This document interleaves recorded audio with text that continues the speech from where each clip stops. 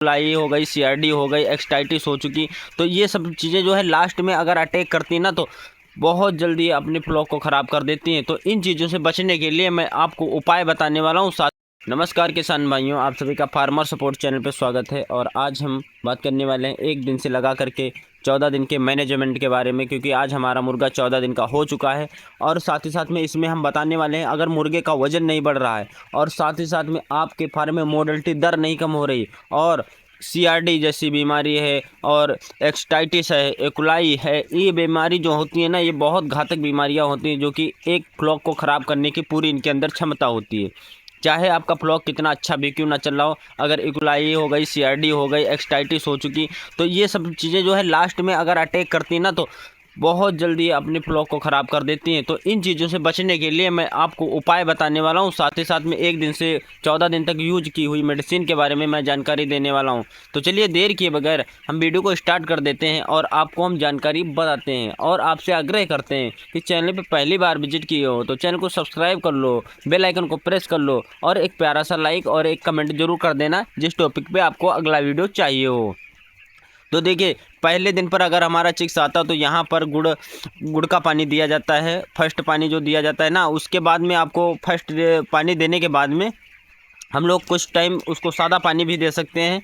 और या तो हमारा चिक्स जैसे सुबह 9 बजे या 10 बजे या 8 बजे मॉर्निंग में आया या रात के 2 बजे आया तो गुड़ का पानी दे देते हैं। वो लगभग ऐसे जैसे कि 12 बजे आया और 4-5 घंटे के लिए हम उसको गुड़ का पानी देते हैं। 5 घंटे के अंतराल के बाद में हम उसका पानी फिर से चेंज कर देते हैं, ठीक है।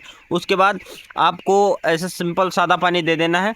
उसके बाद आपको एक दिन से लगा करके 3 दिन तक, मतलब पहली रात, दूसरी रात, तीसरी रात, ये 3 रात आपको लगातार क्या करना चाहिए, इसको एंटीबायोटिक का डोज देना चाहिए। जो कि इससे क्या होता है, इससे जर्दी जिसे बोलते हैं हम ना, योग बोलते हैं, योग में अगर इन्फेक्शन बन जाता है तो हमारे चिक्स की मोर्टेलिटी काफ़ी मात्रा में होना स्टार्ट हो जाती है। और भी जो नॉर्मल डिजीज होते हैं जो कि हमारे पोल्ट्री को बहुत ज़्यादा नुकसान पहुंचा सकते हैं, स्टार्टिंग से अगर वो अंदर प्रवेश कर गए और इन्फेक्शन बन गया तो लास्ट तक हमारे फार्म की मोर्टेलिटी नहीं रुकती है और साथ ही साथ में हमारे फार्म में बहुत ज़्यादा बीमारियाँ आने के खतरे भी बढ़ जाते हैं। तो इसके लिए 3 दिन एंटीबायोटिक का यूज करना बहुत ज़रूरी रहता है, जो कि आपको करना ही करना है, ठीक है।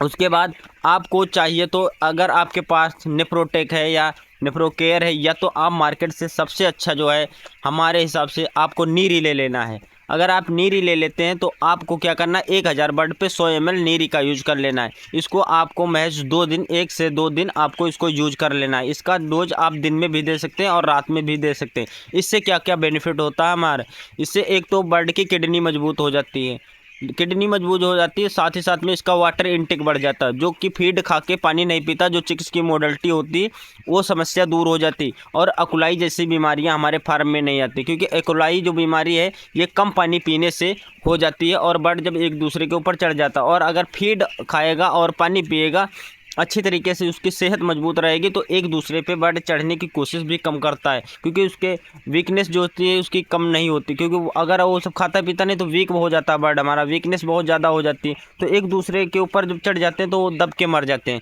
तो इस चीज़ से भी बचा जा सकता है। तो ये महत्वपूर्ण 2 दवाइयाँ मैंने आपको बता दी है, ठीक। उसके बाद आपको क्या करना, आपको आप 3 दिन एंटीबायोटिक दे दिए। उसके बाद आपको 2 से 3 डोज आप नीरी की कर दिए। उसके बाद आपका दिन हो चुका 5। 5वें दिन पे आपको क्या करना चाहिए, आपको पर्दे बिल्कुल इतनी जल्दी ओपन नहीं करना चाहिए, क्योंकि ये सर्दी का मौसम चल रहा है। देखिए, गर्मियों में अगर हवाएं तेज़ चल रही हैं तो पर्दे नहीं ओपन करना चाहिए। साथ ही साथ में कुछ और भी मेडिसिन रह गए, वो भी मैं बताने वाला हूँ, लेकिन पर्दे का मैनेजमेंट मैं बता रहा हूँ इसलिए क्योंकि ज़्यादातर फार्मों में सीआरडी जैसी बीमारियाँ देखने को मिलती हैं। तो सीआरडी जैसी बीमारी हर एक उस फार्म में एक तरीके से नहीं आती है। मैं काफ़ी फार्मों को विजिट किया हूँ, तब मुझे पता चला कि सीआरडी की बीमारी कैसे आती है। तो सीआरडी की बीमारी हमारे पर्दे के मैनेजमेंट से भी आ जाती है। और कुछ फार्मरों का मानना रहता है कि अगर वो पर्दा बार बार खोलते हैं, अधिक पर्दा खोल देते हैं, तब उनके फार्म में सीआरडी जैसी बीमारी आती है। लेकिन मेरा ये भी मानना नहीं है, ऐसा कुछ नहीं होता है। पर्दा खोलने से सीआरडी नहीं, पर्दा बंद करने भी सीआरडी आ जाती है। जैसा कि मैं आपको अब उठ करके मैं वीडियो में दिखा दे रहा हूँ, सीआरडी से बचने के लिए आपको क्या करना चाहिए। तो देखिए, यहाँ पर हम अपने फार्म में उठ चुके हैं और यहाँ पर आपको एक फ़ैन दिख रहा है, ये जो फ़ैन लगा हुआ, ठीक है। ये फ़ैन देखिए, हमारे पर्दे ढके हुए हैं, हल्का हल्का पर्दे खुले हुए, लेकिन ये फ़ैन चल रहा है, इसमें पन्नी भी मेरे फार्म में लगी। ये फ़ैन क्या कर रहा है, ये अमोनिया गैस को बाहर निकाल रहा है, क्योंकि यहाँ पर हम हवा का ध्यान दे रहे हैं, दवा का ध्यान नहीं दे रहे हैं, इसलिए हमारे फार्म में CRD आने से बच जाती है। तो हवा का मतलब क्या रहा, जब आप अपने फार्म की रैकिंग करते हैं, इसमें से गंदी हवा निकलती है जिसे हम बोलते हैं अमोनिया गैस, और अमोनिया गैस हमारे बर्ड के अंदर प्रवेश कर जाती है। और जब आप ही हो, आप अगर अचानक फार्म के अंदर आते हो तो आंखों में ठंडी ठंडी हवा जैसी लगेगी और आपको सांस लेने में प्रॉब्लम्स होगी।